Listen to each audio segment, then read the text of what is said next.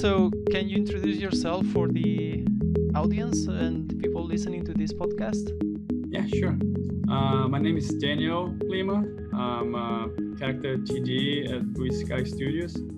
I worked there for almost 10 years. Actually, no, I passed 10 years now. Oh, wow. And but I work with computer graphics since I was 13 years old. It's something that it kind of caught my attention when I start to kind of see games in the old type of PC, my father gave to my older brother, like a TK 2000. I'm not sure if any of you are K2000. familiar. It's like a very, it's It's like it's a PC or what's that? it's a PC, yeah. I don't know if it was based on something else, but actually I remember that it was a cassette to kind of play the game. You have to kind of push play and then kind of wait 10 minutes to load the game. Oh, And I think the first game that actually I got inspired was Karateka. It's like this fighting game, oh yeah, I it has a know. cinematic. Yeah, I I got know. so that one was the first game that actually. Wait a second, this you can control this guy. So it was like a brand new thing Yeah, because Atari was the first video game that actually I ever played. And but then when it came to PC, yeah, the graphics on PC, the TK 2000, it was so much better. yeah. And Karateka. It's the creator. Was the same creator did later Prince of Persia. The Karateka yes, was you the can exactly. Yeah, yeah. You can feel it, right? Like it's the yeah, same style when he actually come up from the bridge. I remember he was climbing. yeah. It shows this very nice animation, very fluid animation in a very like a rudimentary graphic. So so Karateka was the first one who actually called my attention to understand that things can be done with the PC, just coding. At the time, I wasn't very into the technical side, so I wanted to kind of just go straight to some application that do graphics, right? So I had the chance to kind of find some applications like Animator Pro, I guess. Mm-hmm. It was like a 2D animation. You have to. There is no tablet at the time. It was like probably 1991. Then kind of just to kind of make some few animation with some few lines here and there.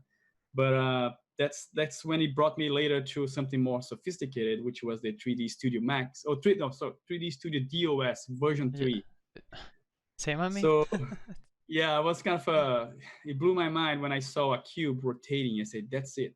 This is like what I want to do for the rest of my life. I don't know exactly what can I do with this, but this is so much cool. I can totally bring all my thoughts and my creativity into something like more like a believable 3D stuff. And so 3D Studio was like the thing that got me in. I think it was 1993 at the time, and I think so. And then 1994 it was V4. Then I got the V4 as well, and then it came out to Jurassic Park. Oh yeah. It came to the big screens, and that's when I think it happens to so many people in our industry Yeah. when they decided to okay, this is it. So now I know where I should go, and ILM was the place at the time. So until Yes. the next year came Toy Story, and Yeah. then Pixar became the actual new goal. Okay, now it's Pixar. Okay, so okay, ILM or Pixar, either one, I'll be so happy to work for. So then, years goes by and start to see new animation coming, and I start to see that this actually it is an industry, and you can join at some point. Then I kept going like as a hobby, and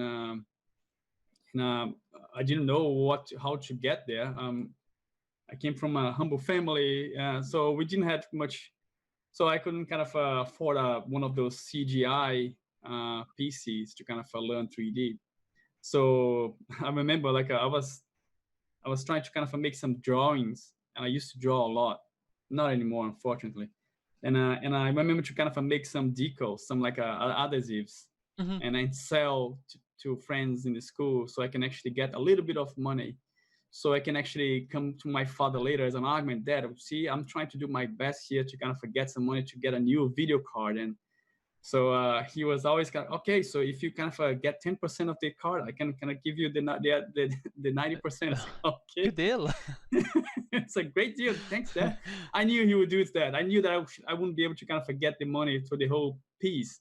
Mm-hmm. But I knew that this actually gonna show him that I was doing my parts, and I was really willing to get there. And I That's think my great. my yeah, my parents, the reason why I'm here is because of my parents. Like I wasn't a great student, like a only AA, or no, like a as US standards, like a because in Brazil it's like a from 0 to 10. I never took Yeah, like a 10, 10. Like it was like always 7, six and a that's half. great. That's great. So it's like a In Spain, it was same good from enough. 0 to 10. I was Yeah, like, yeah. It was like that. yeah. And they saw me doing all these kind of tests on the computer. I always invited them. Hey, Dad, look at that. Hey, Mom, check this out. And then my mom, she was my big fan. Like if I did like a cube rotating with a shadow, I say, she called my father. Hey, come here to see what Daniel is doing. It's amazing. That's awesome, man.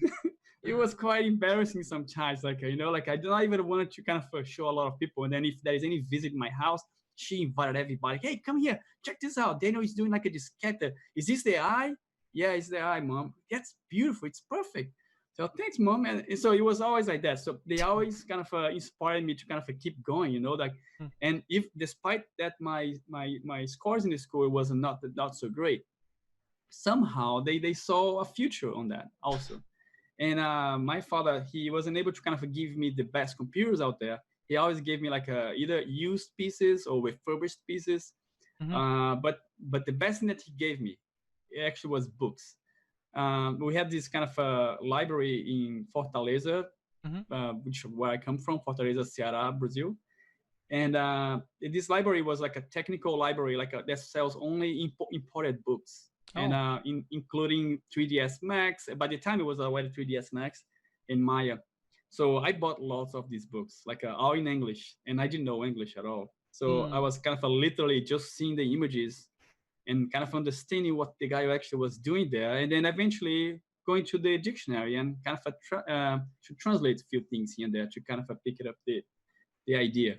So that's how I've learned self-taught as well, like just kind of out of curiosity, with the goal of like one day working in the movie industry, like in this, and in animation industry, in the effects industries. And but again, like because my parents, they always kind of supported me in this path. Hmm. I couldn't be here without them. So and then like later on, I had to decide. Eventually, I need to kind of decide what to do in a university. Then I choose to kind of go to electronic engineering. Actually, I tried to do marketing first, and then I failed. And then I said, okay, so I'm gonna do the electronic engineering. And then I was able to get in, and then I struggled a little bit at the beginning, like with all the physics and the math, and I have to go through all this process. It And looks when like quite difficult. I mean, electric engineering is not if it's easy. very, it is the first 4 years, it's very difficult. And once you get to kind of quantum physics, that's when actually things start to get very hairy. I struggle a lot on that one. And so now magnetism was already complicated enough for me to think to give up. Mm. But then during this path, like and as I was actually in working on, again, trying to kind of get my master's in electronic engineering, I did some competition in Brazil about like it was like to design a character for a school in Hmm. animation school that was actually in São Paulo, far away from my city. It was a national competition, so I did. I submit my character. I designed a character there.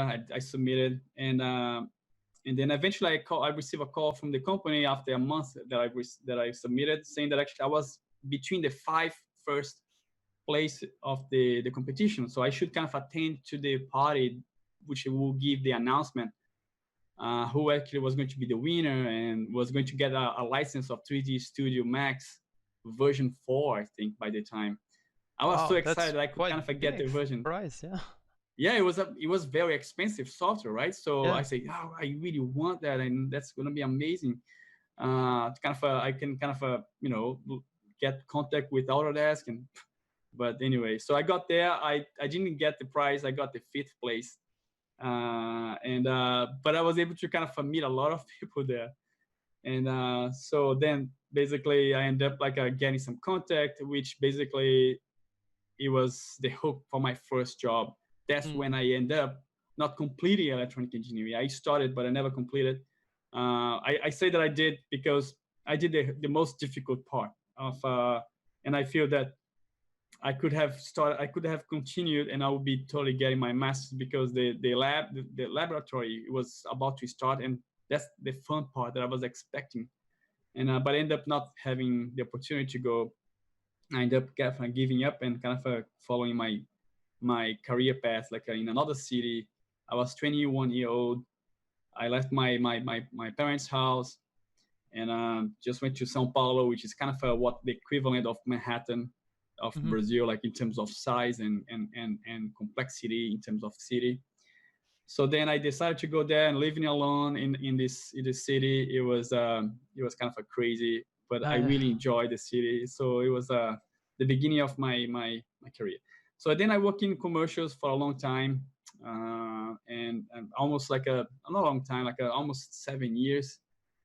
Then then basically I had during this time I met great people, and one of them is Gustavo Yamin. He's a good friend of mine. He actually lives in Canada now, in Vancouver. Uh, he he went to Vancouver. He left the company that actually I was working for, which was a Vector Zero. It was like one of the best company for commercials. yeah, I know Victor Zero. I Yeah. think So I heard about. I mean, in Brazil, it's I mean, I know few companies. I think Vector Zero, and I think the other that comes to my mind it's Lobo. I think it's from Lobo, Brazil. yeah, they merge. So now they one company. They call Vector Lobo now. Yeah, that's right. Yeah. So I think that too was the biggest like because I did work also in advertisement quite a lot back in Spain, Hmm. and yeah, and that too was like in my like rather like super nice place to like a lesson projects. But yeah, Yeah. oh cool man, Yeah, it excellent. was like a basically Vector Zero was my first school. That's when actually I met great people like Elio Takahashi, which was basically my mentor in animation. Like uh, he was a traditional animator, and everything that I know about animation actually came from him. Before I know him, I thought actually I was a CG gen analyst. Mm-hmm. As you know, like when you're self-taught in this industry, like in the very early Yeah, stages, you think that you need to know everything, right? yeah, From lighting to texturing to modeling to animation yeah. rigging, everything, including Uh, compositing as well, and perhaps yeah, and well back in match. the day, like I mean, when you started, I think it's around the time I all started also. Hmm. Uh, that was not such a thing as a specialist. Yeah, no, actually, it The- was very weird thinking that why would you just kind of forget? Why you be doing just that? It's not even fun.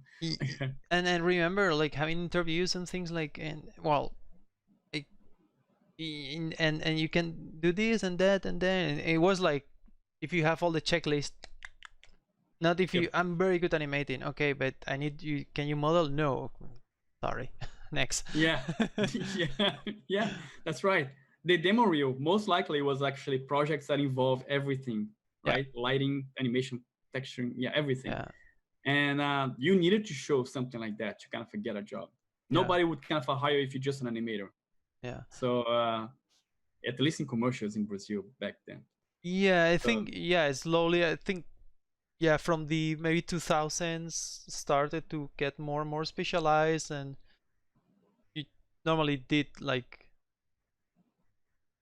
yeah, at least for my experience, yeah, you started to have like maybe not one, but maybe yeah, I can rig and animate, and or I can model and rig, or you know, yeah, and but yeah. little by little get like because the I think quality was getting higher everywhere, and you Oh need yes, to niche absolutely. to niche down to something so you can kill it. So, To specialize in something. Yep. yeah, Eventually, you start to feel that wait, some people start to like only one area. That's yeah, when actually start to I don't think it comes from the company. It comes like from the actual the people who start to kind of getting specialized into yeah, certain areas, and and every area start to become complex enough to kind of yeah, fulfill all your time into this and learning.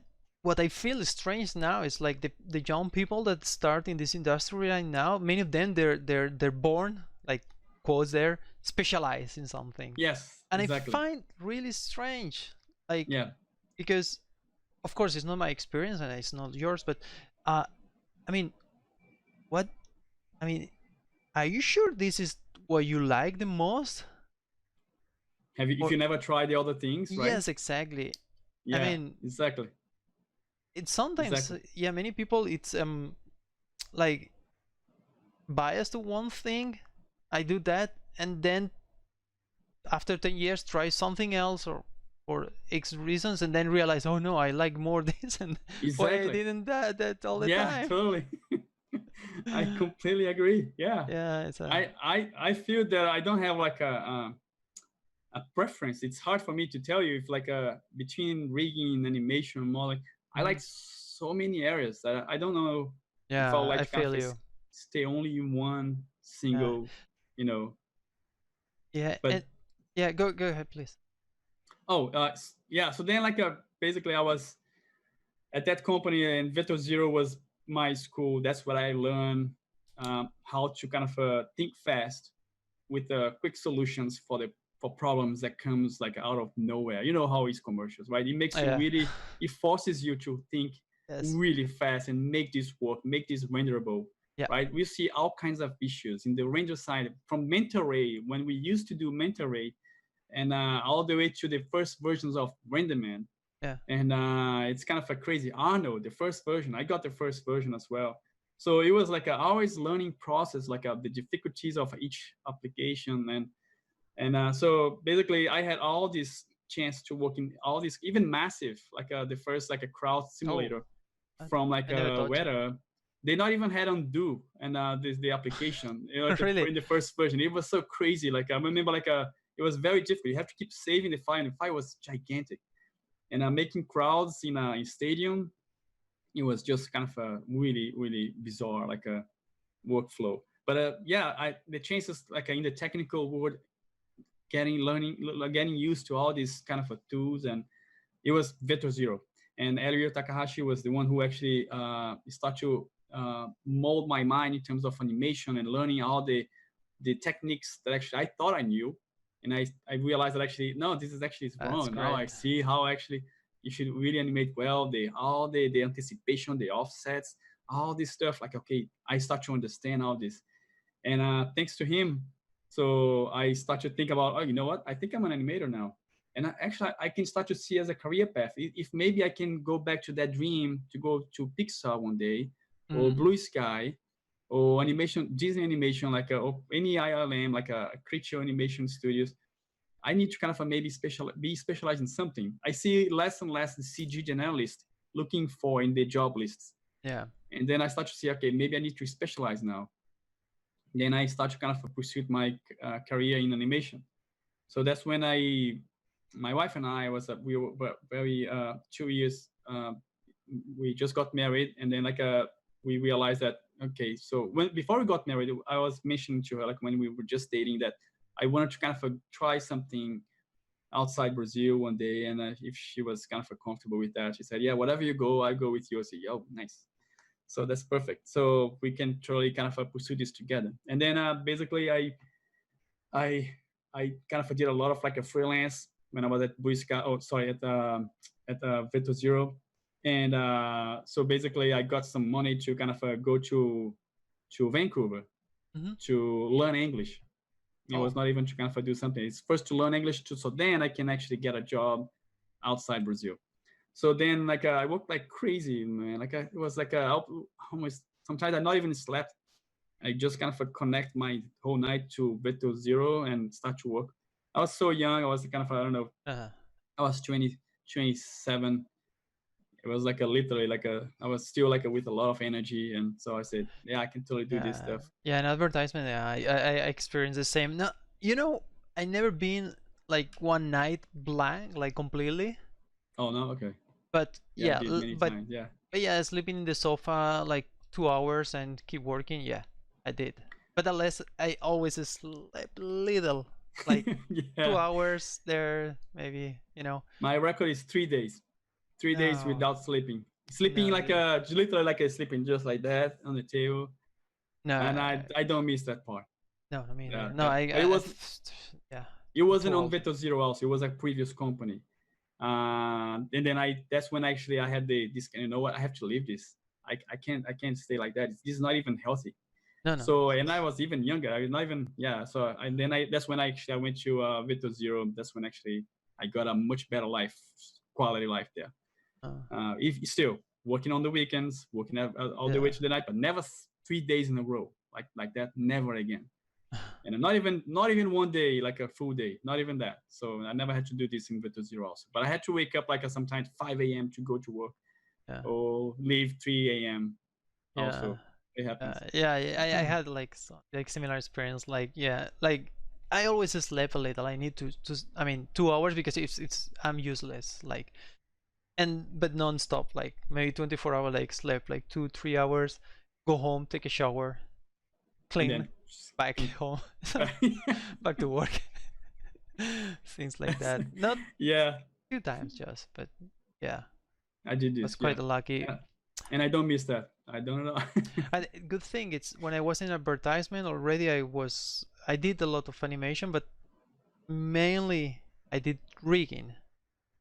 Okay, all right. So it was my lucky star there because my all my colleagues that especially comp and render. Yeah, it was kind of already. That's I always did the lost rigging and souls. the animation. Yeah, Yeah. Because it was at the end, and if we delay or someone delays like animation or modeling, the deadline is here, so you just take, and these people probably did. I mean, is I it saw. more linear? Yeah, Yeah, I mean, you have 1 week to work to make yeah, something, and someone else yeah. half day late, you screw. And I think people don't even realize what actually is the pressure when you have the director or the art director right side of you, Oh, looking what you're doing in animation, just to make sure that they don't waste any time. I had this before, and like in commercials, sometimes it's like that. I think the amount of money on the table is so much for that particular project that they promise so much stuff yeah, that they know that it's kind of a crazy, it's a really impossible, but they somehow they make us a slave at this point. Kind of yeah, really see that and they're starting to say, okay, no, don't jump this way, jump to the rotating and spinning in this way, and kind of a more. And then you yeah, almost want to kind of do you want to make the pose like for the character, and then I can just move the the keyframes, and literally it's yeah. this type of pressure is kind of a Yeah, nuts. I don't have that. I mean, because as I told you, like I did the animation and but also like rigging, and the vast majority was rigging on my side. So I think I skip many of these like high pressure things. Like, Okay, that's good. That's good. but That's really good. I have a friend back in Barcelona. It's a little older than me, and he was the Inferno, like Autodesk Inferno was Flame Yeah, Smoke yeah, Inferno. That was the yeah. I worked on it as well, a little bit. Yeah, so it was in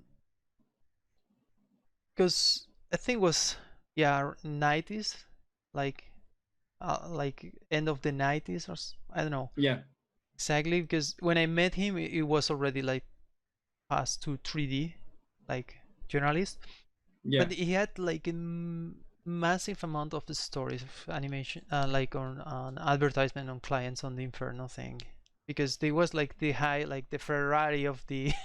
advertisement that people pay like a lot of money like crazy Yeah, stories. normally the Inferno they had this sofa just to keep the clients on it to presentation and Yeah, like a also to bar stick with with you like a cocktails yeah, and whatever. Yeah, and the yeah, thing is, he quit that, earning like a ton of money, and yeah, because he liked it, he went to be like a 3D journalist in advertisement. It was way less money, but he was way more happy. Like yeah, it's less money, exactly. and Yeah, that's and we talk like journalists in 3D is super hard, but he was super happy. yeah, that's I think we choose the right path. Yeah. Yeah, we did like the Yeah. guys who work on Inferno, it was Yes, like a the literally real. like crazy, like a colorists, Yeah. they didn't have a life Yeah. Yeah. in Inferno. commercials. It's kind of a very difficult Uh, yeah, I think that the guy who put the name to the machine was he very was clear, like that's gonna be an he was inferno. he knew that like who else gonna work with this machine, gonna live like hell. That's Nah, why he put this, and that's right. It's like it's literally it's the final images of the actual what's gonna be on the TV. So yeah, that's why it needs to be perfect. Like all the clients are there to kind of as a And I remember like sometimes like I have to be in those meetings and just to make sure that the 3D merged together well with the actual live action. Uh, And yeah, it's kind of a crazy the pressure that on yeah. the guy who actually is working on Inferno to kind of Yeah, come up but it with. was like super expensive. I mean, I say like a Ferrari, Oh but yeah, probably it was expensive, more it than was expensive really, than this Ferrari yeah. for real.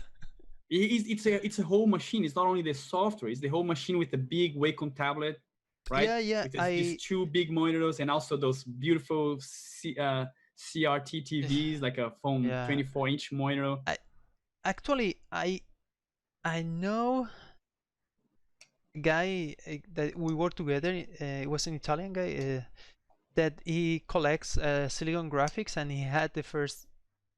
He told me, I mean, he showed me a picture that he had the first Inferno that arrived to Italy was like a fridge size Exactly. machine, Yeah, and he that's had it right. at his home, like collect the machine, but it That's was right. like super old when he had it, no, like, Yeah.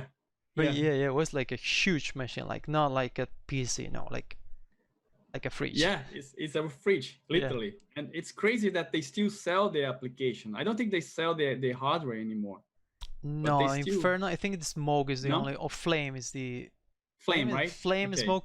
It was Flame Smoke, or the other way, Smoke Flame Inferno. That was the big like The three. tire, right? Yeah, I think Inferno is not anymore, and I Oh, okay. think Flame uh, and Smoke for sure, because my when I was working in Montreal at Shed, we had I think one Flame and 2 or 3 Smokes. I think was. So maybe Flame. I remember Flame was like at the mid range. That's right. Like Yeah, more like edition, a real time thing, and I don't know. It was like probably yeah, many of the features. But anyway, we're going in a tangent here. Sorry for. yeah. Oh yeah. No, that's okay. So yeah. So then I kind of we end up getting the enough money to. Oh, by the way, I asked my boss at the time from Vito Zero Serginho. So he was a great guy. He allowed me to kind of stay away from the company for 3 months, non-paid. That's fine, but still having my job there once I'm back from Vancouver. So basically, I got this enough money to kind of go there and stay in a family house, Oh, renting like a basement. My wife and I taking some English classes there, like intensive English classes, that's and great. so it was a great time there. So we had so good memories. Like it was the beginning of our marriage as well. So that's when I started to kind of build up this kind of a great place to live, Vancouver, right? Excuse me. So then I basically we came back from Vancouver. I got my job back and everything was fine. A year later, oh by the way, when I was there, I was actually I just share my demo reel to every other company that actually I had the opportunity to visit, Mm. and one of them was Image Engine.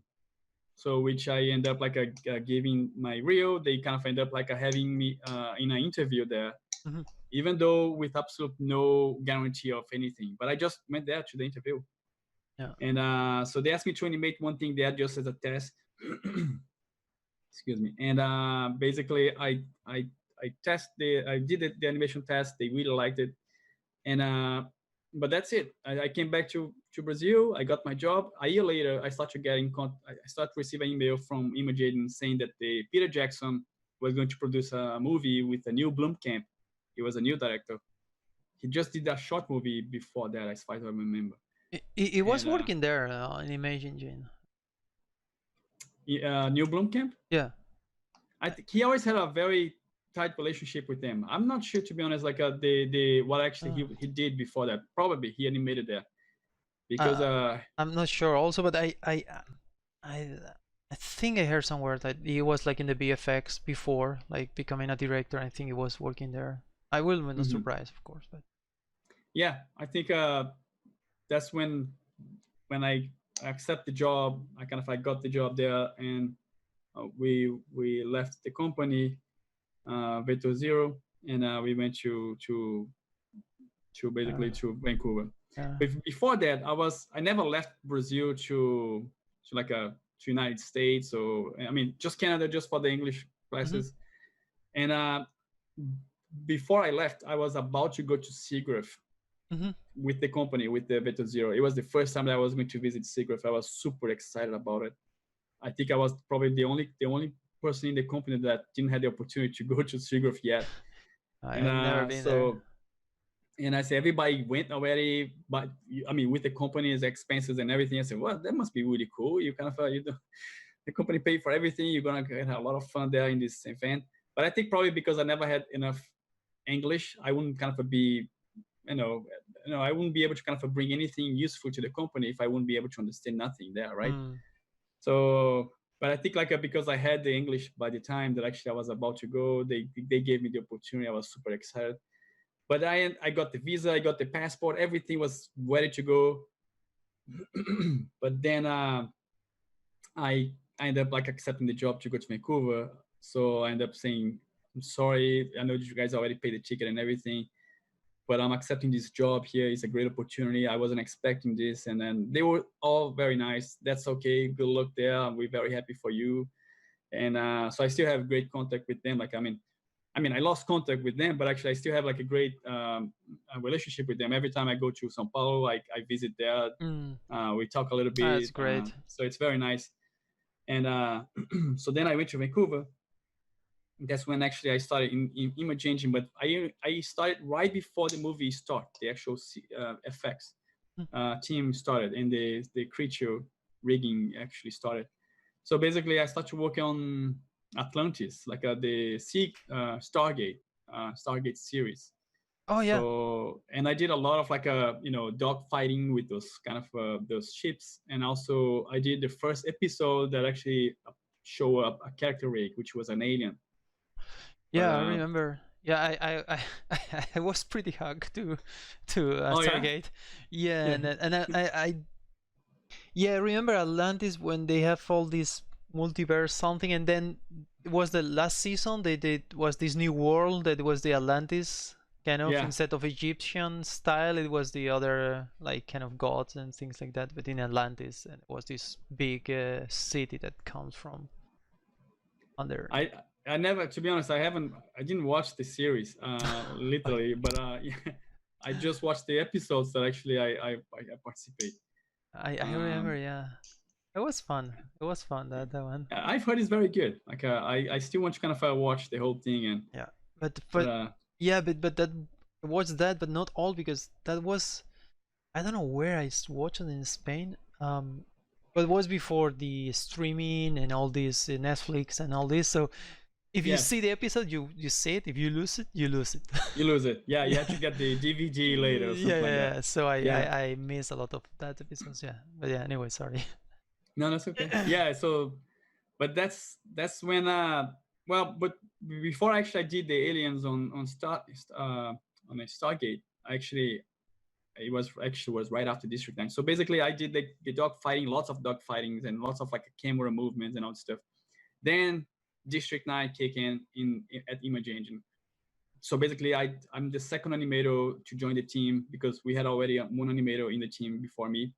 So then we start to do which is the sweet job of animation, which is the whole study, how the character is gonna be Uh, movement. It's so much fun. So you get all kinds of like creatures from insects, from animals, like a whatever thing, like a. yeah. And then start to kind of emerge and come up with some few early stages of the animation of the early rig as well. So it was like a month of testing, and maybe I don't know 2 3 months of testing and all that stuff. Then we kick into the project, and then it was a lot of fun. Like we see a lot of people coming from weather, and a lot of professionals coming from like all around the world to kind of be part of this project. And it was my first CG movie. Like it's all super excited. I worked in a few CG movies in Brazil, but it was very small. It was like just one shot, more as a supportive shot rather than actually doing something that would kind of put in my reel. But then we start to animate this, and we receive lots of like a motion capture and lots of like a live action videos and all stuff. But most of the motion capture we couldn't kind of use. We use mostly just kind of normally what most of us did. We delete most of the actual keyframes of the motion capture, keeping only the joint of the pelvis and the torso, Mhm. and then just letting them just one kind of be animated in word space to kind of have as a reference of like a movement in terms of weight and everything. But just as a reference, we never actually were able to use the keyframes because I think the data was not clean enough to use, and also the character that we end up developing, the way how they used to animate to be animated is a very the, kind of a very insect-like, yeah, and the the actors proportions. didn't. It's, I mean, The proportions, the character is supposed to be much taller than actually the actors, so the weight is different. The way how the head moves is completely different.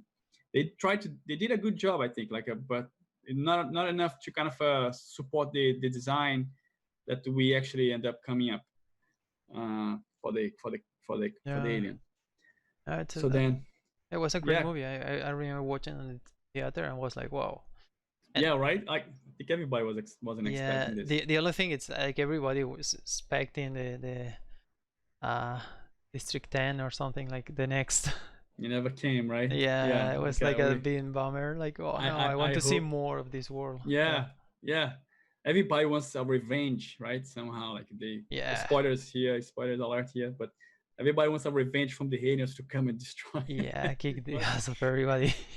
Yeah, it was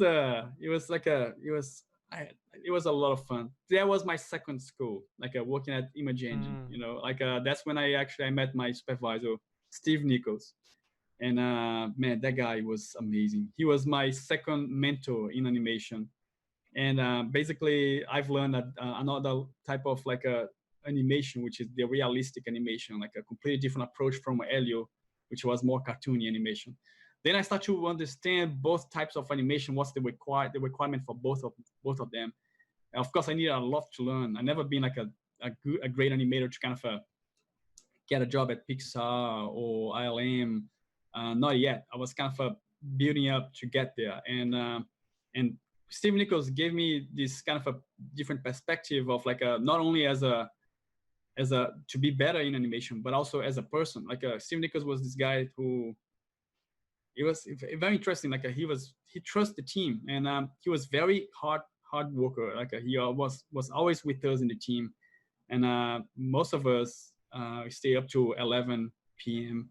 working at District 9, and he was always with us, and he had a family, and I always admired him for that. And he was even if we're gonna take a beer there, and before we come back to continue working at night, he was also with us. So he was this guy that he liked to kind of be around us. He really enjoyed us, and the way how he speak with us, he never sent the pressure to us, even though we were under pressure. But we never felt the pressure. We felt there was a lot of fun all the time. We had 12. The maximum amount of animators we had, I think, was 12. And I remember him coming from meetings, and you can see all the teams like struggling with the time and kind of really stressed.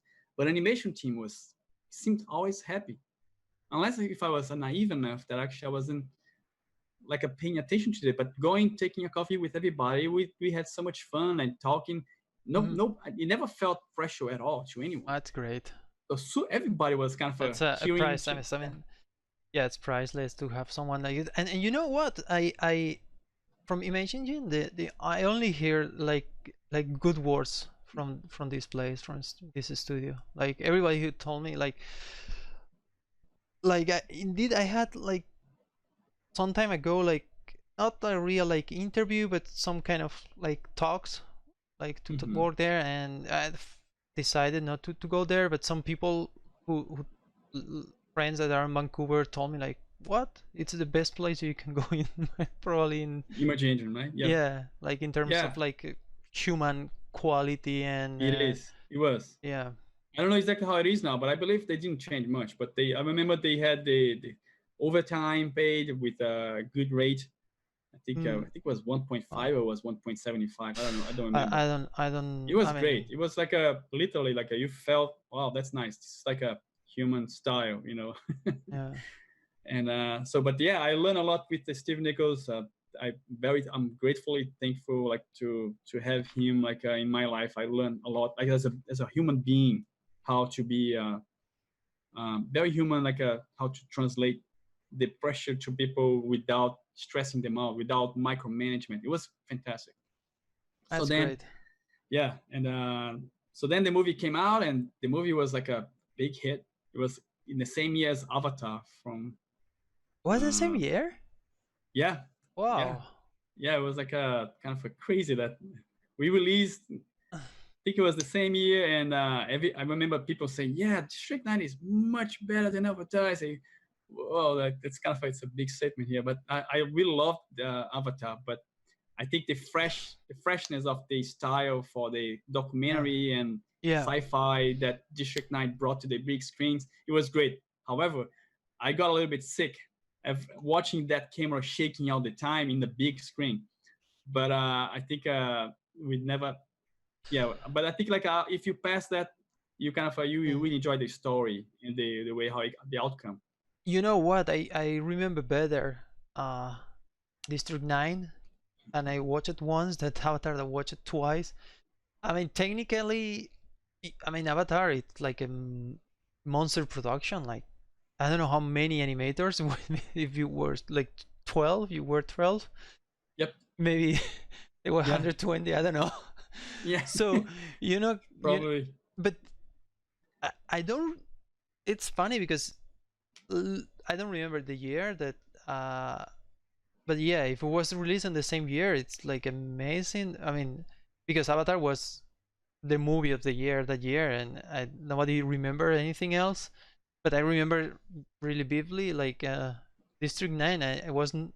I mean, I'm surprised it's the same years. I Yeah. you know, They like got like yeah, they got nominated to effects yeah. and at the same time, But but Avatar got them all. but Uh, for me, Avatar, the world building and all this was fantastic. But Absolutely. but story wise, I Oh yeah, yeah.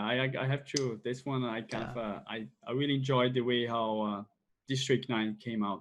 To be yeah, honest, like it's funny because working in this, we don't know much about the story. Working in effects, you kind of you don't have this kind of a screen time. We didn't have the screen time. If they had, I wasn't invited. oh So because basically I was watching the scenes and my supervisor Steve, he knew about it, like what actually was happening on that scene. He just gave me the instructions. Daniel, like what happened before this is this, and what is gonna happen right after is that. So you write in this shot, and then so think about like how you would kind of make this to react like similar to this feeling that the alien is having and in the actor as well. Say, okay, got it.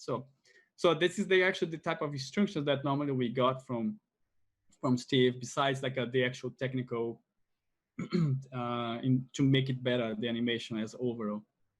And but yeah, it was like a literally like a when the movie came out. I remember we walking on the streets with the shirt like a production District 9, and a lot of students like from the Vancouver Film School, which is like yeah. a school there, stopping us. You work on this movie? Oh, that's awesome! And some of them actually even request me to take a photo with them.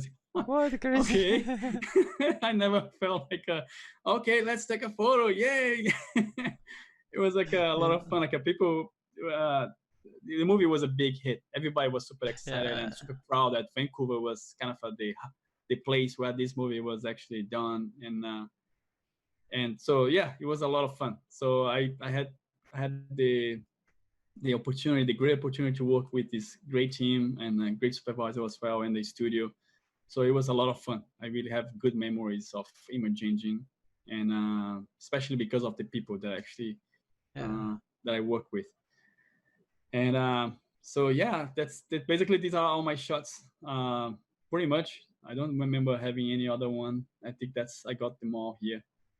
Great. And Yes. so and you move from Image Engine, you move it later to Blue Sky?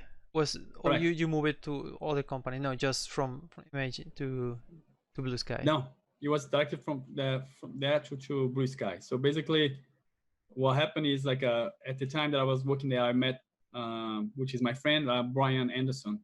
He was also an animator there, and he left uh, the actual project District 9 before the actual wrap up of the project. And so, but we've been we've been friends like there, like going everywhere, like together, and playing games together. It was a lot of fun. Like so, Brian was one of those guys that actually, when you know and then you have some affinity and kind of you really that's kind of a nice guy, yeah, and we kind of hang out together there. And so basically, we got contact after he left. We still like having contact through email. And I think 3 months after he left, just kind of sharing some female here and there. He told me that Blue Sky was still looking for a new character TD. So then he knew that actually I used to be a rigger, and then he asked me to kind of he asked me, hey, don't you want to apply for it? Like, I think it's a great opportunity. I'm really enjoying here. This is a great company, and like maybe you kind of you should apply. I think you're gonna like here.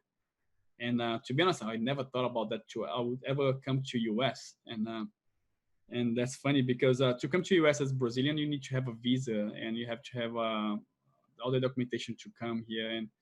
And I remember that when I apply, I start to kind of okay, so let's see what's gonna happen. Like, I think 2 months after I applied, I didn't receive anything. Say, oh, probably didn't work. That's okay.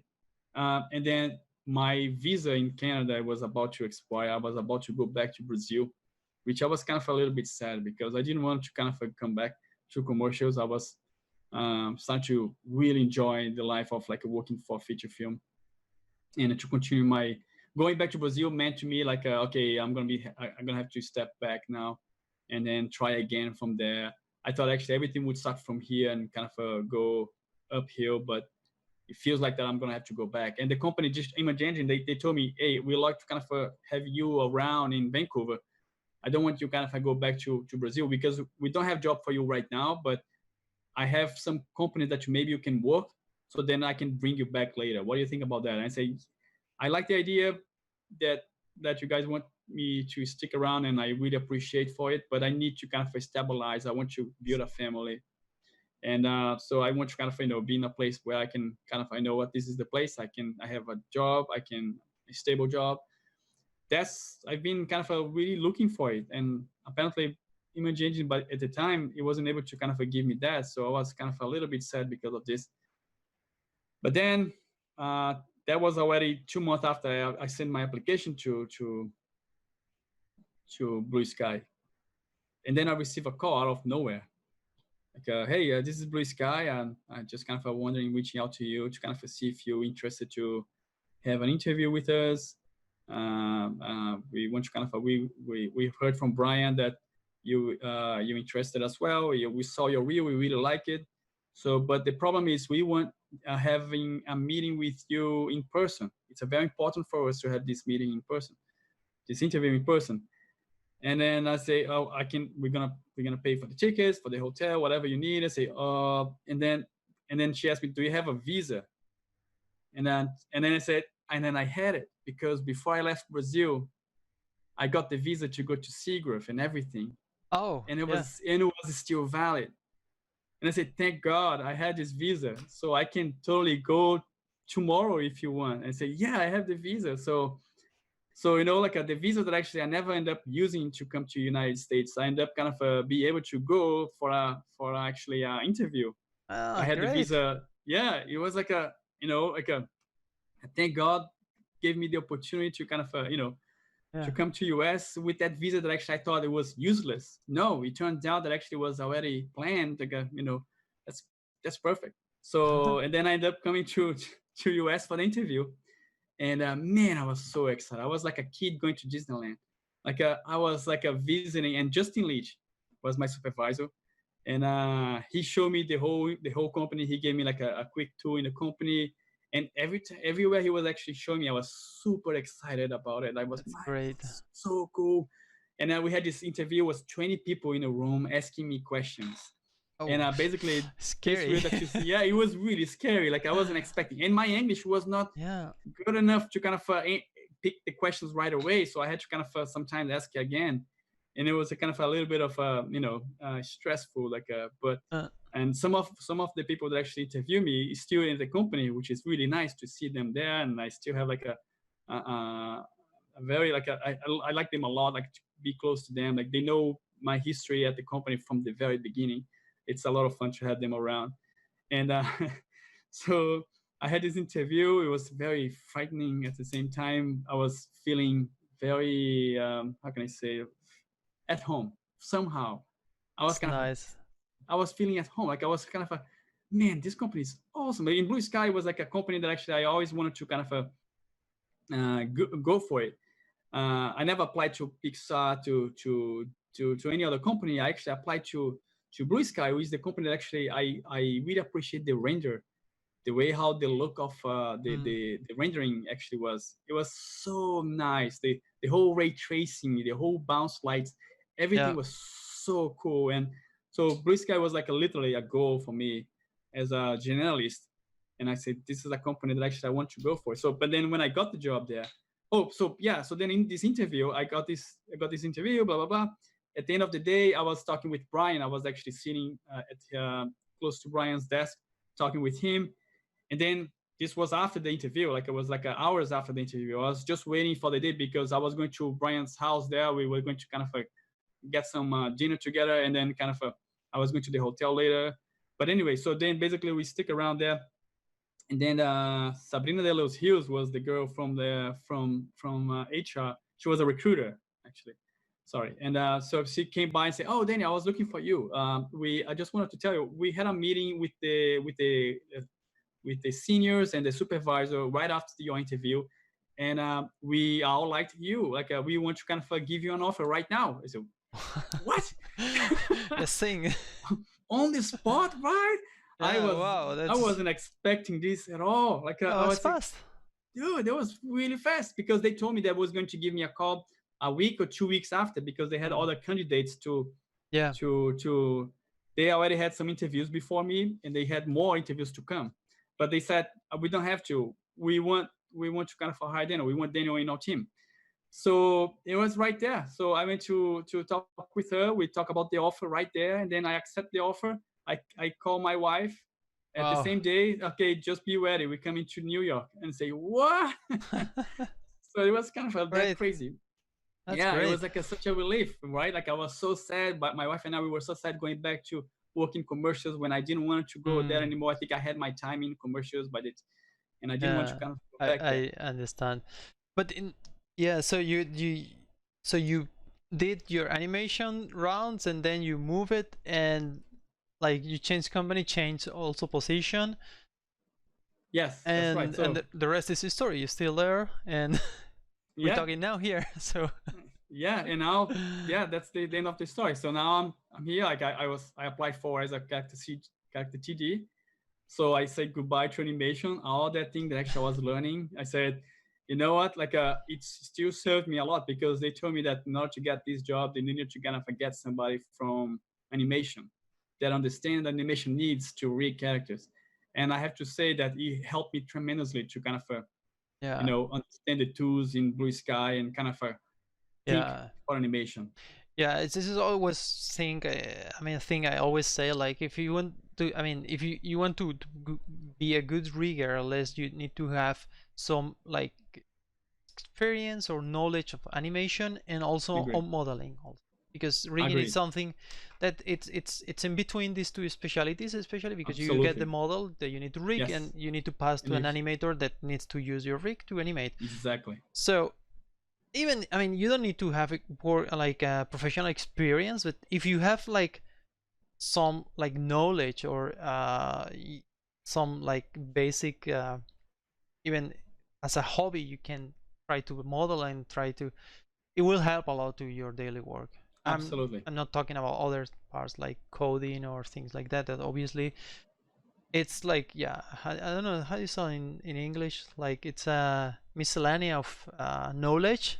Yes, it's like a non-requirement. Yeah, it's like a secondary knowledge, Yeah, something that you can, yeah, something like add. a Yeah, if it's you like yeah, if you do only one thing, it's editing. gonna Yeah, be, yeah, it's gonna be thin. It's gonna be like maybe you don't understand the animator, you don't understand the model, why it's like that and not like there. So yeah, yeah, and that's right. Like I mean, modeling in animation, it's like a puzzle. Like mm, sometimes it gets very difficult to kind of mm, get the right topology to get the best, like yes, with the less. yeah, And so it's not that easy when you people. Oh, I love modeling. It's very easy. That's actually, I think modeling can be very stressful when you're under pressure. mm, If you're doing like for something that actually is just for you, yeah, it's a different story. But when you have pressure from a big budget movie, you know yeah, that topology. it can cost a lot of money on rigging. Yeah, exactly. And rigging can cost a lot of money in animation if you don't do this well. So yeah, Yes. we right in between. Yeah. Modeling is all, we the clients of modeling, and animation is the clients of rigging. So we, yeah. And I want to ask you, like, what exactly? I mean, you do like asset work, you do development. Which kind of tasks do you do at Blue Sky? Or you do Yeah, everything? yeah. Currently, I do more development, but I also do assets as well. So, but I started just basically making characters and basically corrective shapes and skin work and all stuff. Nothing in relation to the actual auto rig or the rigging or the technical tools or nothing like that. Just like the actual characters. For years, I just did this. Then I started to kind of step into more into Python, and then I start to kind of bring some ideas. I start to kind of come up with a few small tools here and there to help a few stuff in the production. Most of these tools, it was more out of frustration, like, oh, I wish I could have something that can simplify these clicks here, and then you just Mm, come up with a yeah. tool. Small things, like how actually normally we end up coming up with tools is out of frustration sometimes. So then I start to kind of build some of these things, and I think my passion start to now to be a bit deeper in the technical side, more into the Python. So animation was just part of my experience. I was not even thinking about to come back anymore, and I realized that uh, to get something like what Blue Sky does, it was very difficult for me. I needed to kind of literally spend a lot of time animating again to Mm, get day level. And then I said, I'm gonna follow this path as a character TD for now, and I'm really enjoying the ride. I'm really enjoying the challenges that I have every day, and I'm gonna keep going this way. So did lots of characters in 2012. I did one character that was the father of the girl Mary Catherine. His name was Bomba. It was on Epic. It was mm. the movie about the fairies Yeah, I that we remember developed. this ring, the girl in the Yeah. yeah, So the scientist, the guy, the yeah. father, yeah, I rigged that guy. His name was Bomba, like I said, and then basically that character we end up like the company applied for the VES, and then I got nominated as me and my team, which it was we get like a one of each discipline Mm-hmm. that actually touched most the character, which was a simulation, animation, and design, Mm-hmm. and rigging. So each one of the department kind of went to represent the character creation. We ended up being nominated at VS as the Oh, outstanding character. So it great. was a lot of fun to kind of be there as well. Kind of it was very nice. And then after that, I started to rig all the characters, obviously, and then my basically I start to diverge to more technical things, Technical start to thing. work in components, kind of working the way how the spine gonna work, and Uh, participate into meetings as a brainstorm how we can make this spine to serve these two requirements at the same time, blah blah blah. that's So things like that. So uh, it's that's when things start to get very technical, right? yeah. And Yeah, that's great. And yeah, and I wanted to ask you like about this web that we have open here, all the podcasts, and I guess the mhm, people don't know because this is one of your like developments that you did. I mean, it's like yes. maybe 2 years old now, but I think it's very relevant, and I think it's really interesting. Can you talk a Mhm. little bit about this Chobric approach, Yeah, or I don't know, can you sure. call approach or technique? I don't know how. Yeah, it's a technique. Yeah, So it's a that's technique. yeah, Yeah, that's it's like a so basically, I think it was around. Well, when I arrived at Blue Sky, we always had this. It was a DG. It was we never had parallel at the time, right? Like it mm, was in 2010. Maya didn't have a parallel no, evaluation. it's It, 2016 means 2015 probably is when parallel that's came, when it like started 5 years ago. Yeah, parallelized. Yeah. yeah. So DG, it's all linear, and it was the character rigging. It was very slow. Like I think in every other rig in that particular quality AAA rigs, like that gives all the movers that animators needs. it eventually gets super slow, and especially if you have like a 3-4 characters, then play blast is a must, right? Mm.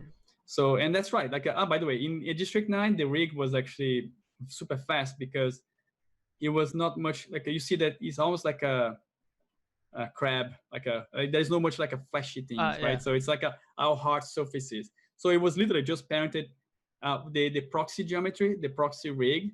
It Mm. was literally just chopped pieces, like a parented to the joints. Oh, Super simple, and it was almost exactly the flashy rig that we had to yeah, because render. So it was perfect. So we didn't have to kind of so it was always no play, almost no play blast. We oh, needed to great. do play blast every once in a while, but it was great. So that experience alone gave me always the feeling like, oh, that's how animators needs to have, right? Like you have to have a very nice speed to kind of perform well in animation, especially if you have like a tight, deadline. So you need to Yeah. kind of have less play blast. So anyway, so basically when I got there, just DG at Blue Sky, and so then we got introduced by Parallel, but I mean with Parallel the evaluation in Maya. But then our rig system was actually developed to DG, like in order to kind of come up with a rigging system that actually is parallel. When we're talking about deformation, things Yes. needs to change. We need to, for example, our rig is DG, so hence we don't have like a live targets or anything. It's like a few joints moving together with the whole skeleton, and that's how things goes with it. So we did have some few live targets, but it was not like a substantial enough to kind of account as a live target. But then and we start to kind of think, okay, we have to take advantage of the parallel. So then meetings with internal meetings and also together with Autodesk, we start to kind of get more and more deformers that work in parallel.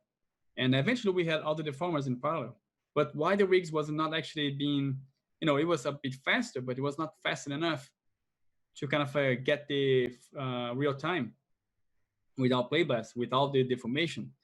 Mm. Obviously, we can kind of make with proxy Yes. geometries, but in animation, it's not enough. You kind of need to see the silhouette. You have to see the negative. You have to Yes. see all the deformation. If there is a lattice, the lattice needs to be in it. So you have to so everything is very, very precise in the silhouette, the negative space when the animators come up with the poses. So then we start to think about some few solutions. We used to kind of have the head separate from the body and the two separate skins that later on get merged. And so then, well, we have to maybe think about this. And then Justin Leach was actually proposing the idea of like, okay, so what if you kind of, chop like more pieces, but then it's difficult to bring them back. He was mentioning like the difficulties of like putting all together on where the edges meet between the two pieces. So how are we gonna be? So we're gonna make corrective shapes in the leg, separate from the corrective shapes in the torso. So that'll be very difficult, especially if you're gonna do a corrective shape in the shoulder, which has an edge between two geometries. You're gonna have to do a corrective shape in one geo and then go to another geo, make another corrective shape to match vertex to vertex. That's not gonna work. And then I think close to, I mean, he asked me to kind of join the team to do some brainstorm about this. And then we start to talk about it. And then I think I was in the right place with the right tools that we are currently had at the company. And then I just mixed things together. And then I came up with the idea of like, okay, so maybe we can do something, because the problem was like, how are we going to be doing something like this without making the rigs more difficult to produce? We can't afford to make things more difficult in rigging right now. We have to kind of keep the way how the time is in rigging, but without disrupting the actual schedule. So we need to make something that actually can be, I don't know, whatever, like a new technology, a new plugin. But then I realized that, well, we can do maybe. I came up with the idea of like continue rigging the way how we normally have, like the tools that we have, and then we just select the edges. And this is actually we presented this at SIGGRAPH, and so it's public, and that's pretty much like what actually is written in this page here for people that actually wants to have more details. So basically, we select the edges that's going to be chopped, the geometries, the main geometry, Mm-hmm. and then basically we send this data, this particular the chop data to the system, to the actual Chobric, who's gonna take those edges, gonna chop the geometries into multiple pieces, and then basically gonna have like a multiple, just like what you see here, like basically in this one, I chop the edge and the arms and the neck. So I'm gonna end up having like these pieces separately in the T pose, like right, because basically chopping the actual T pose. When I publish the character, you're gonna chop that, and you're gonna transfer the deformer weights of the actual original geometry to every single piece. So basically, if you had a skin weights on the main geo, which you had in blend shapes, you're gonna actually get what would be that particular blend shape and skin weights if it was only in that piece. So we had a plugin, and that actually does all these kind of table data between the actual amount of points that lives in the main and the actual chop piece, then kind of put them in the chop piece. So basically, the format stack that you used to see in the main geometry, which is the actual full body rig, now you will see the same deforming stack with the specific names of the piece. Like let's say skin cluster main is the full body, and then you're gonna see skin cluster torso, skin cluster head, skin cluster arm left, skin cluster arm right. For each piece, you're gonna have the same deforming stack. So basically what you're doing, you're just kind of putting more skin weights, more blend shape nodes, more lattice nodes into the scene, because this way you're gonna decrease the amount of like points to be evaluated, and at the same time, even though the deformers actually are from Autodesk is already parallelized, the scheduler, the CPU, when used to get all this information, all this amount of points, it was taking some time just to basically get all these points and kind of a spread to the cores. So basically what we give with the Chobric is a way to minimize the work that scheduler and the CPU needed to do. So instead of giving one big book with lots of pages, we gave like 5 books with much less pages for the schedule to kind of spread around the cores. I see. That alone, it gave the actual speed beyond the speed that we were looking for. That's great. And then we just merged together all those pieces into one single one with another plugin that we had that was already previously developed, and to kind of just a shell. It's just an empty geometry that has only one deformer in it, and basically receives all the other pieces connected to it. So you basically you have your, like, let's say your manipulation instructor that can be like the solvers, like performs the articulation, like IK solvers, things like that. Then you have your let's say your rigging geometry, that is the one that the rigger will work to create the deformation, corrective plane shapes, everything. So everything is like seamless and it's not cuts or anything. Then this is the rig, and then the rig that the animator is gonna use, it's something that it's chopped, it's processed. Like let's say in this you have like 1, 2, 3, 5 parts, like legs, one on the other arm, the body, and the head. So you will have 5. So you take this rig from the rigging and you generate, let's say, the animation rig that is basically the same but chop. Actually, the rig remains the same. Nothing gets deleted from the rig mechanical. The motion rig is exactly the same. Yeah, what I mean is like the rig that the rigger works is with the geometry, the unified mesh. But obviously you need to remove this unified mesh to get the performance. So basically, what I'm saying, like there is the mod, like the rigging rig to create the deformation, and then the process deformation to speed up the process. So basically you have your pipe going from your deformation stack and all these behavioral things that you may have, like IK solvers and things like that. Then you have, if you have 5, it will parallelize 5 times or around that, because you're giving, normally when you get like a big geometry, even if it's a GPU accelerated and everything, it tends on the, if you see on the profiler Maya, it tends to thin, and you have like maybe this big chain of skin cluster processing, and you have like goes thin, and you and you lose, if you see, maybe you have a valley in between the process. Yes, yeah, that's right. You can see like a bunch of artifacts like Yeah. and you don't understand why that thing is not being parallelized, even though that actually is being processed as a Yeah, parallel but version. yeah, the skin cluster is gonna, maybe you have several objects, you have several skin clusters like Yes, parallelizing. But of course, if you have one big chunk and it needs to parallelize, and if you start to have like other things that relies on the previous geometry, like if you have rivets and things like that that the people use sometimes because there's the easiest, fastest way to do it, even if you pay in yes, performance. yes, Obviously, if you have rivets and for instance, yeah, you can do the rivet in one of the geometry, one of these cuts, and it will perform based on this process. So it's gonna, if you have the line here and now you have 5 lines shorter, so the one that processes the rivet is gonna be closer and it's exactly. gonna be faster. That's Yeah, great. That's great. basically, every piece gets independent of each other. Yeah. I can turn off all the deforming stack of the arm Uh, and have still still gonna see the skeleton moving, but there is no geometry to be deformed. yeah. So all the pieces get completely independent of each other. The seams get perfectly aligned because they being transferred the weights from one to the other, so Yeah. they always get aligned. The rivets also gets recreated on the actual chop piece, Yeah. so they get also just specialized. Yeah. And the Chobric system also used to, it has a cleanup version at the end. Like I wrote a function that actually goes and finalizes the rig, saying if the format there is no weight on that particular piece, it just kills it. So eventually, lattices that lives in the face of the character, Oh yeah, you uh, don't transfer everything. it transfer at the beginning, but at the end there is a cleanup of the things that actually wipe things Yeah. out and then make the rig super clean and super fast.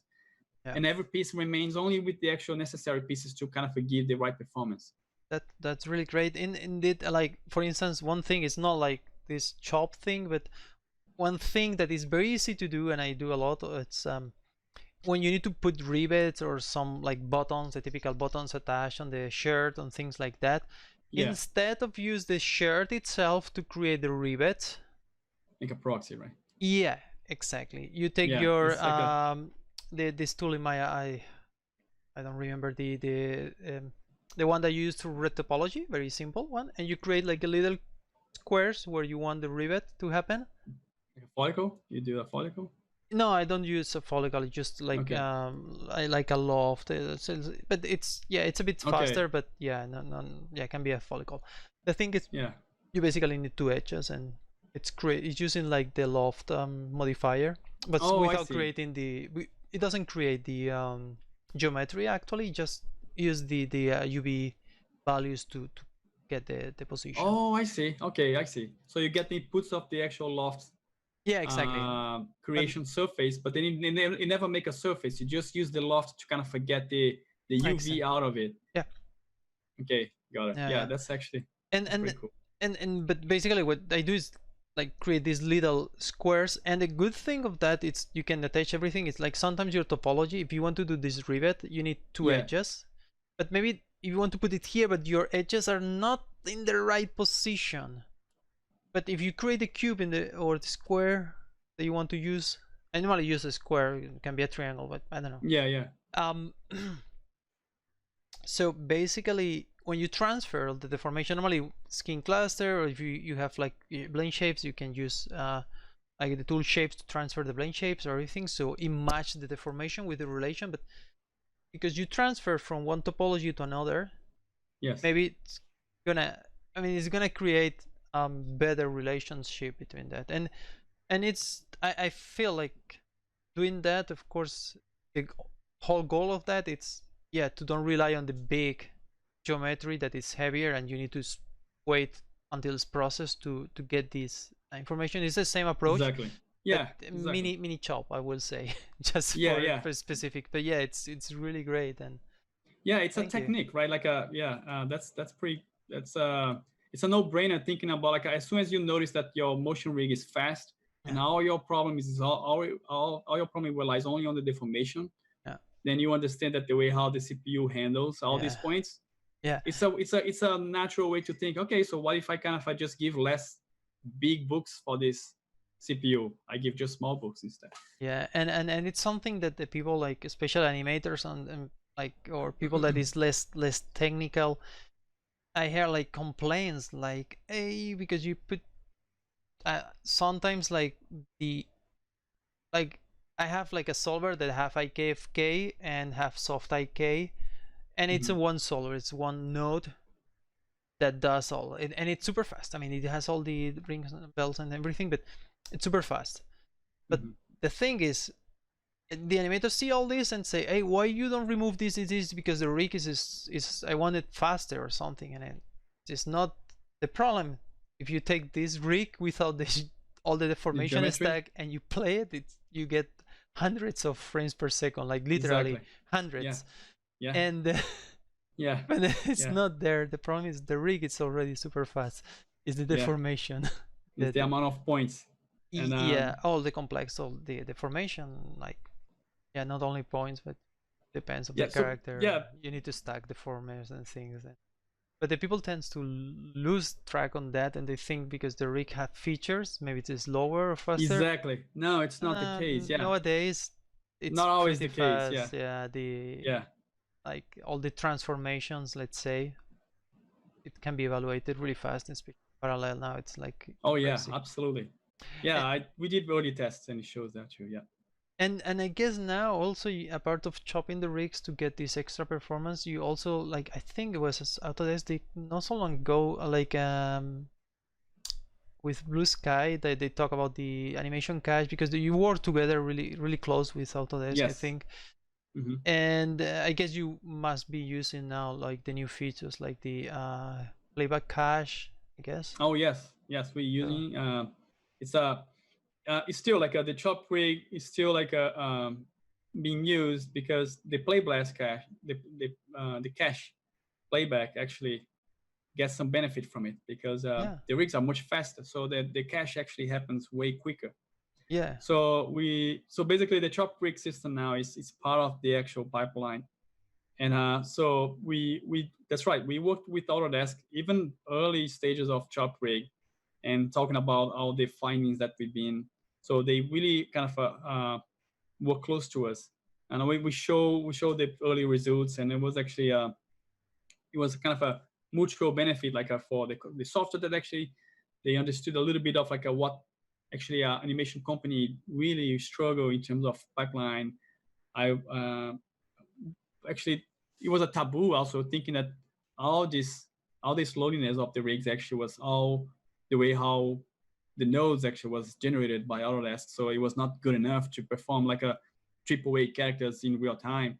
I think we kind of we used to that, but I think it was just Chobric was just like a method, like I think just a simple idea that it came along, like like those ideas that if you say you don't actually believe it, don't you actually do it, and then you kind of come up with results that nobody wasn't expecting, including myself. Also, I say that am I going to increase maybe 20%, 30%? But no, the increase was like a gigantic. It's like I think maybe we found something here that can be pursued. And I'm because when the change from DG to parallel, then many things change, and the people think like, oh, if I hide stuff, or there is true now that if you hide the stuff, you have some gains, but it's not like when in DG hide the stuff. It's different. I mean, the way that it's completely different. Yeah, it's completely different. The way that you structure your hierarchy from the base, from the manipulator, the behavioral structure to the deformation structure affects a lot the performance. And in the Chobric, it's a clear example. I always have this. I think I commented a few times also on the rigging system I use, the M gear. It works really well in parallel, but there is something, and I have to change that. On the character, these, like, let's say the IKFK controls for the arms are in the arm itself. So it's like I call like UI host. So you have all the channels in like a dummy control that only hosts channels. But because this is on the arm that the hub, that it's the one that changed to IKFK, the penalty that you pay to have it there, it's Yeah. huge.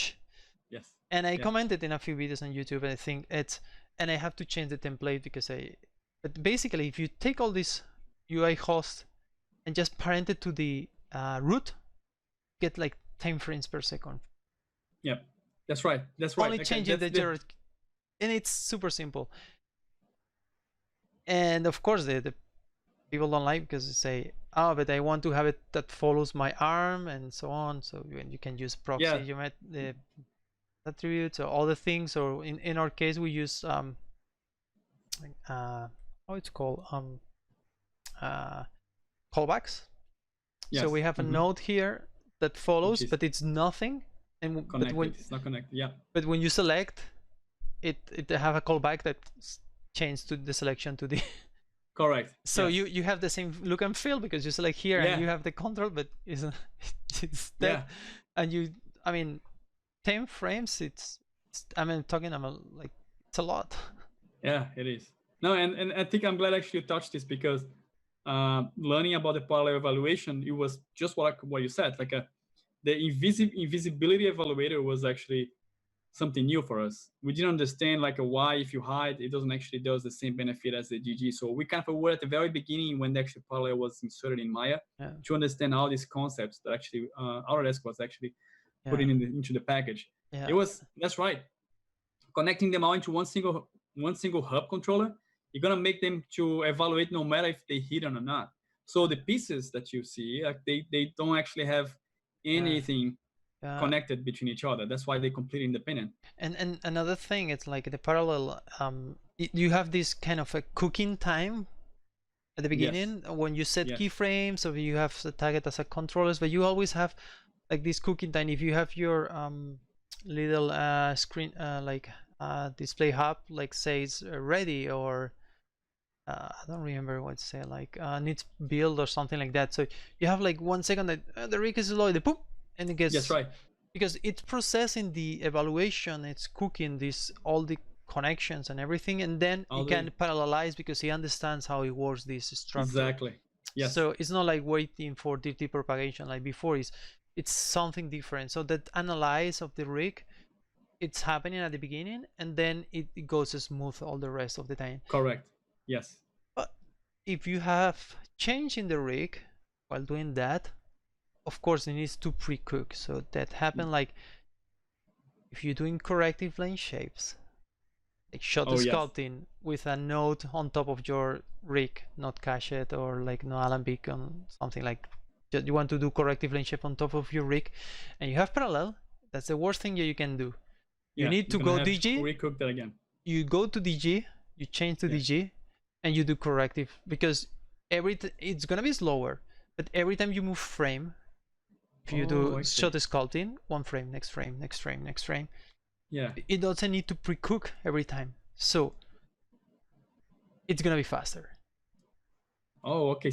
That's that I didn't know that. Because every time you add a plane shape, it's changing the rig, so you need to pre-cook to build your evaluation graph. But I thought the cooking time was just when you press play.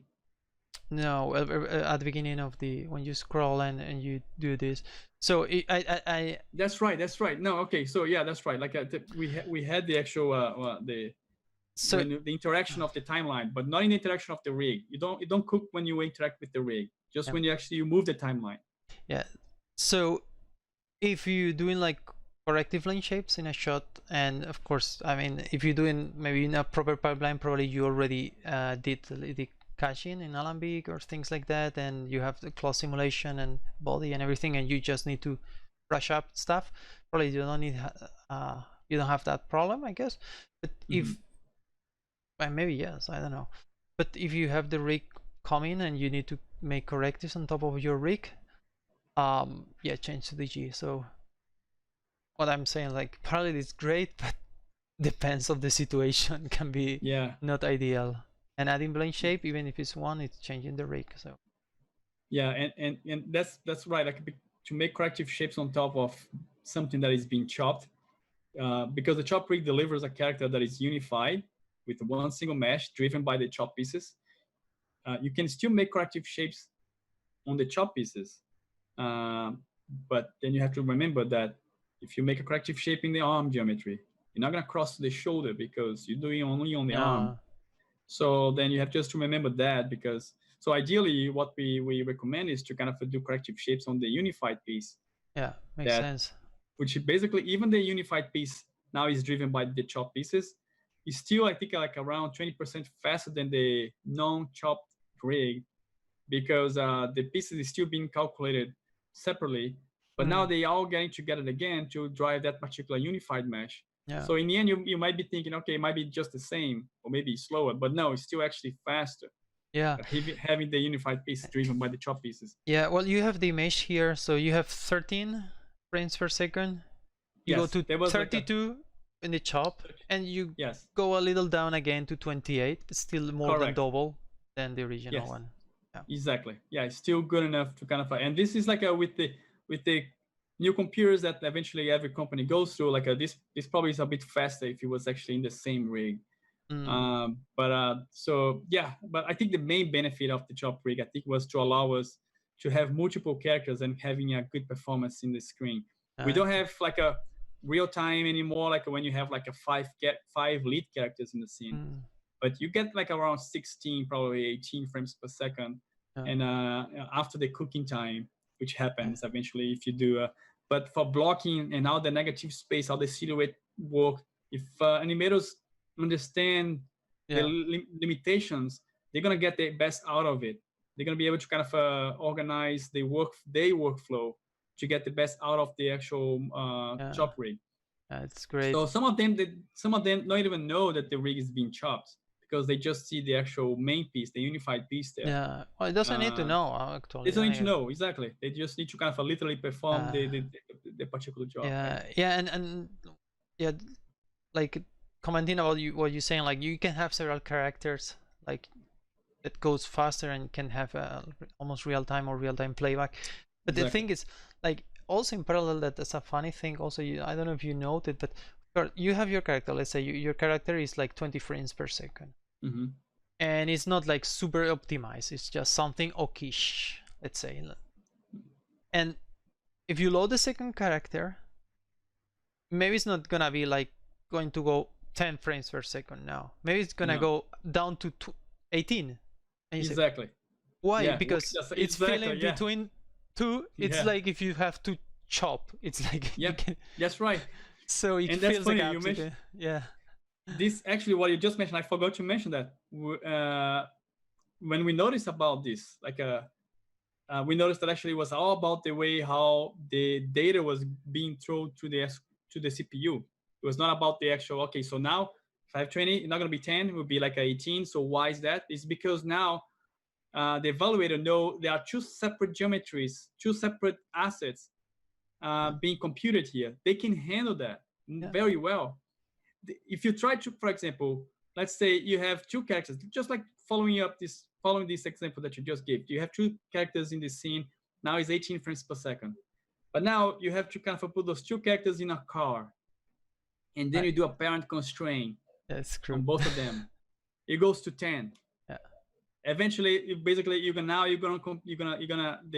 parallel evaluator, you're really gonna compute this whole scene as a whole. You're gonna get all this information. You're gonna spread to CPUs just because you make parent constraints of two characters in the same car that is moving with another keyframe. So in order to make the best out of it, what I recommend to animators is like and this is even before the chop rig.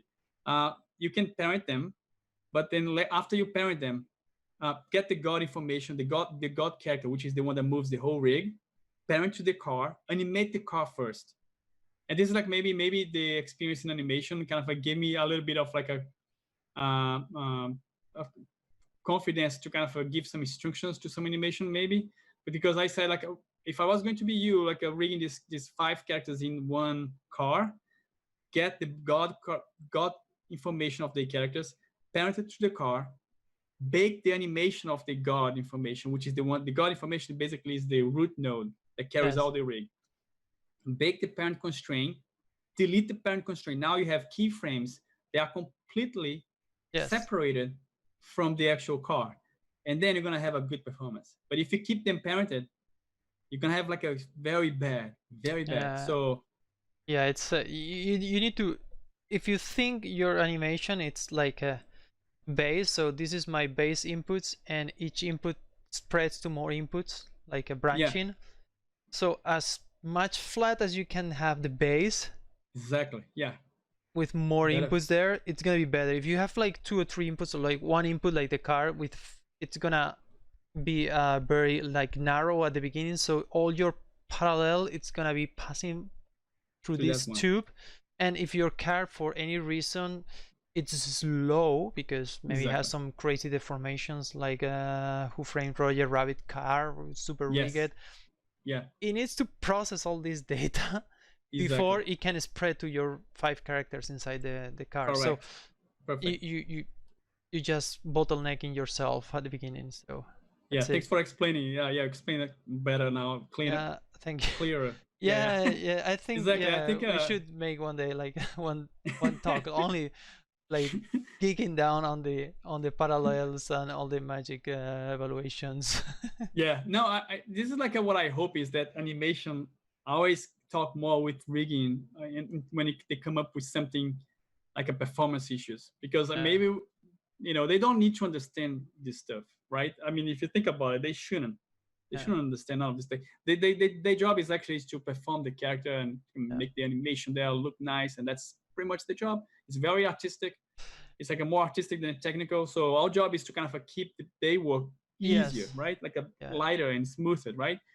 So eventually, I have friends that know me that I worked on this stuff. They call me, "Hey, Daniel, I have a very slow scene here," and then I go to yeah, their desk when before this coronavirus thing. Yeah, and then we used to kind of I used to go there to their desk and kind of talk about some few things that we can speed up the process. And yeah, we get lots of frames per second more yeah. because they don't need to understand all of this Yeah, stuff. I think yeah they don't. I mean, you should understand your tools a little, Hmm. but of course not at this level. I mean, there's like a Yeah. specialization, but I have sometimes like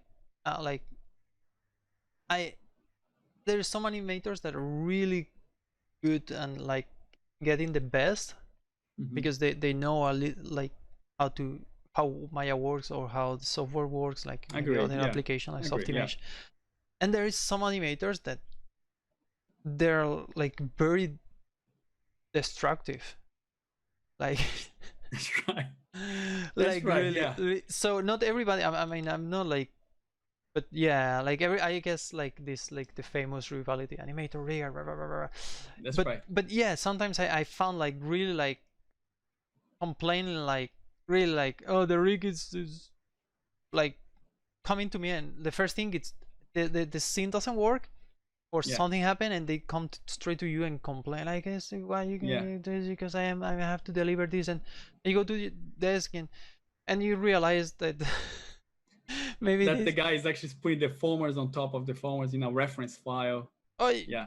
Yeah. or just Yeah. Or like, oh, parenting everything. or in some studios that are not like heavy manage the IT, maybe installing plugins and things that are destroying everything, and the first thing Oh they boy. come Yeah. and Yeah. your tool doesn't work, and wait a second, because it works in my machine. What's happening? And Yeah.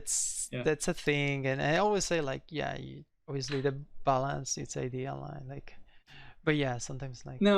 Yeah. I think what I meant is like they don't have to know, but it's nice when they know because then they yes, become more independent. Like they can come yeah, up with a very fast performance. So, yeah, for example, like what it makes a good animator in a studio is like that one that delivers a lot of animation in a very small amount of time yeah, in a high quality. That's and what it defines a good animator yeah, in a studio, in my yeah, opinion. But and yeah, it, eventually to get there you need to know a little bit what you just said, like you need to know your tools, you need to kind of be uh, familiar with your tools and the limitations of your tools, and that's right. yeah, All yeah, best animators, they do know the technicalities yeah, of my yeah, the parallel evaluation, how it works. They do understand the basics to get yeah. the best out of it. And also I have my experience like my like best rigs are thanks to the animator that it's like Absolutely. pushing me to get their rig. And I Absolutely. think it's like the, Yes. I mean, you're Brazilian, maybe you're aficionado to Hmm. F1, F4. Yes. Yes, I And was more. but not anymore. well, I know in Brazil it's just pretty big, the Yeah. F1, and in Spain same. It's crazy. Mhm. So in F1 there is the two type of Yeah, racers. I know There where you're is the going. Yeah. good ones in the in the race, and there are Yes. the other ones that are really good as a testers. Yes. And normally the good teams have two of them, Yes. and the testers, they're really good fine tuning the cars because they're really like they're very technical and they know how to comment to the team to fine Yes. tune the car for the race. Yes. Yeah. And normally what happens is they copy the calibrations to the other one that is better in the race. So Yeah. always the tension. But the thing is like I like for me there's some animators that they're really good to pulling you through this fine tuning for the rig, and Yes. the rest of the team will be like it will be Heavy. like win-win for the team, because if you have this normally this animation supervisor or a lead animator that is gonna test your rig and give you feedback, especially when it's not like a standardized rig or things like Yeah. that, Yeah. Yeah. and it's gonna no do this, do this, do this, and then that like goes through the pipeline and everybody's very happy with the rig, and you get like the how you say like the claps on the back, like The credits. Yeah. yeah, the credits like yeah you Class. did. Yeah. And but it was really the animator who Exactly. who make the rig. Absolutely. And the other way around, you have an animator that starts to ask like no change and boom. And That's in right. some point you don't know Yeah. what you're doing, the animator don't know how to move the rig, everything is That's horrible. right. And you Oh get man. also all the credit for that. So Yes, you do. Yeah, it's kind of working in a company like a 500 people. I know perfect analogy, by the way, about the F1. That's pretty much it. Like Ayrton Senna was a great driver, a great pilot, because he used to talk with the engineers. Like he used to kind of talk with everybody on his team to kind of tweak the car to kind of get the way how he likes, yeah, right? So, and that's right. Like if you have an animator that actually understand what they actually really need without breaking the bank, I think that's the one that actually gonna the yeah, first example that you gave. But that's right. We have tons of stories like from both sides in companies like Blue Sky. I think every rig has a story like that. Oh yeah, we have people that wasn't sure about what they wanted to do. I think maybe kind of there was a little bit like a scare about asking less, end up asking way more, and then the rig becomes way heavy. And yeah, then you get you everybody blame rigging because the rig is very heavy. I say, yeah, but sorry, but I mentioned, I warned them like this is gonna be slow, but we want that. Okay, all right, so let's do yeah, this. So yeah, and I have yeah, or having like two leads coming and asking opposite. oh man, yeah, that's right.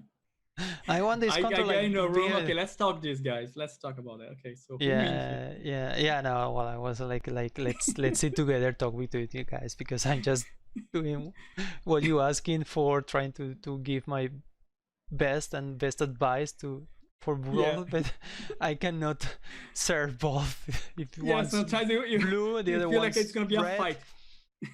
Yeah, blue, red, Yeah, gonna be a purple or something in the middle. So but I have to say that I have few animators, friends of mine, that actually they animate a lot with very little. And what they yeah, do, I don't see animators that actually ask a lot do it the same that they do. Like they basically these guys actually they can animate with joints. If you can give like a just literally, and the animation is amazing what they do with that.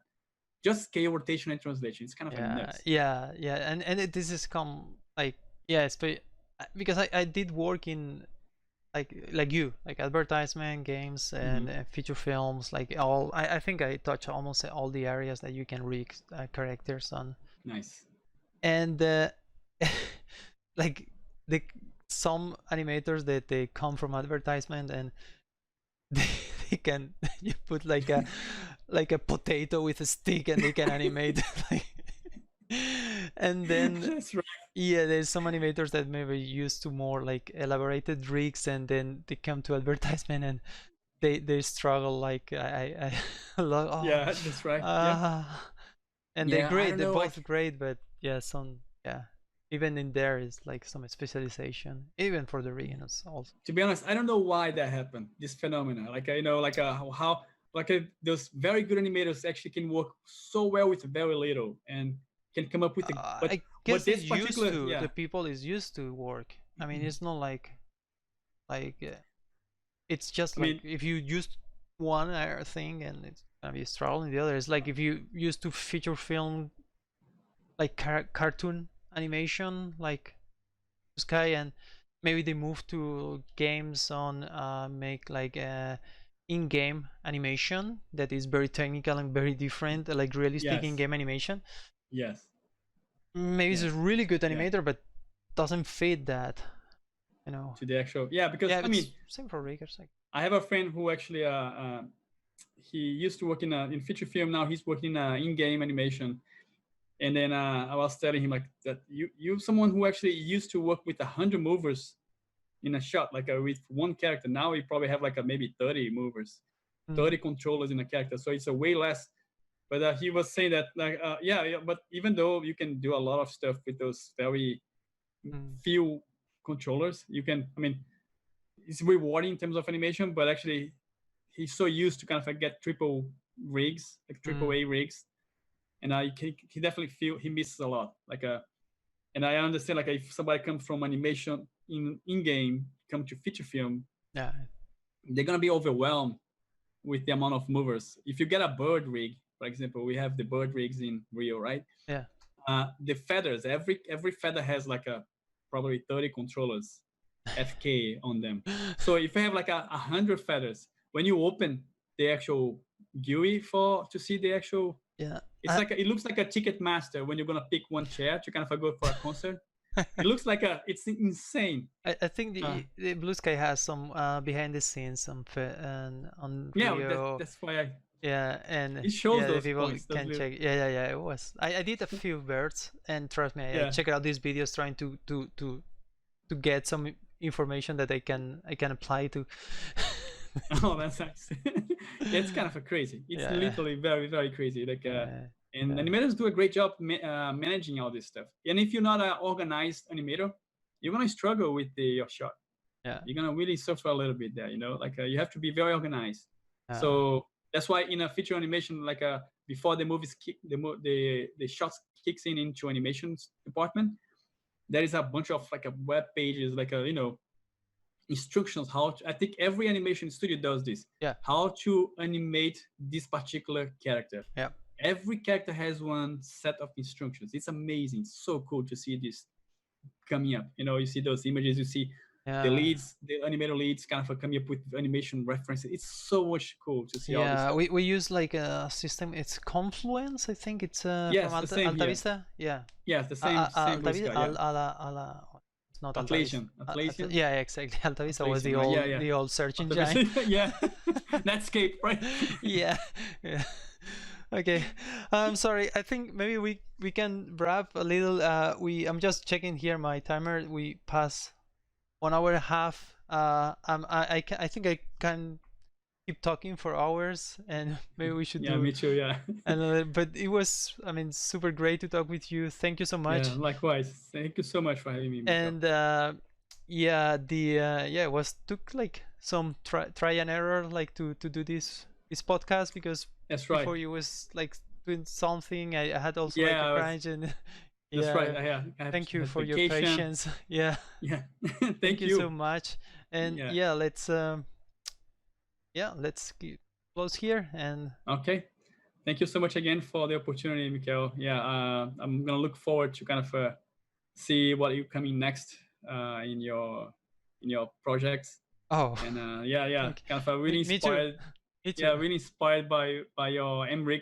I haven't tested personally yet, but actually, I eventually I really kind of gonna put my hands on it. I'm pretty sure, like looking what people actually are doing out there, it's amazing that you kind of were able to. Now we are a team. It's teamwork now.